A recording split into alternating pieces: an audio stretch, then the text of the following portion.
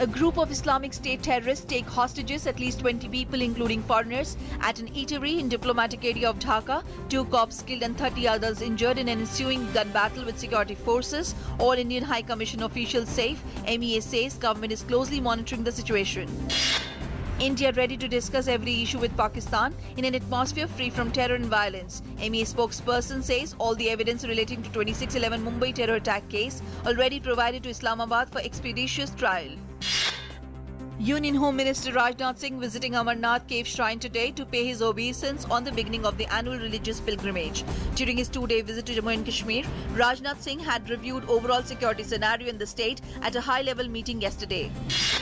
Prime Minister Narendra Modi will be on a 5-day visit to Mozambique, South Africa, Tanzania and Kenya from 7th of this month. On 7th July, the Prime Minister will be in Mozambique, where he'll have bilateral discussions with President Filipe Nyusi to strengthen bilateral ties and enhance development cooperation. Indian Air Force inducted the first squadron of homegrown Tejas fighter jets at a ceremony in Bengaluru. Tejas will feature in combat plan of the Air Force from next year and will be deployed in forward bases. PM Modi lauded Hindustan Aeronautics Limited and Aeronautical Development Agency on induction. 3 CRPF personnel injured as terrorist attack a CRPF camp in Litter area of Pulwama district in Jammu and Kashmir. Massive reinforcements rushed to the spot to flush out terrorists.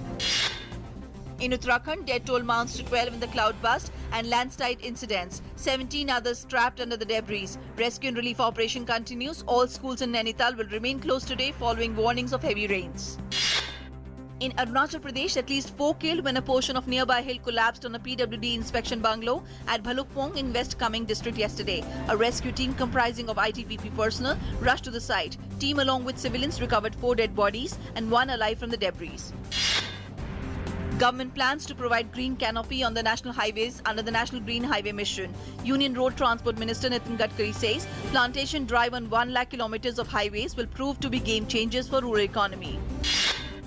Civil Aviation Ministry unveils finer details of the Regional Connectivity Scheme, touted as the centerpiece of the National Civil Aviation Policy. Civil Aviation Minister Ashok Gajpati Raju said that it shall promote affordable flying and balanced regional growth. Government has asked the Law Commission to examine the issue of Uniform Civil Code. The move assumes significance and the Supreme Court had recently said it would prefer a wider debate in public as well as in court before taking a decision in the constitutional validity of triple talaq. Up to 116 civilians were killed in controversial drone and airstrikes by the US outside conflict zones like Afghanistan and Iraq from 2009 to 2015. This was according to figures released by Director of National Intelligence.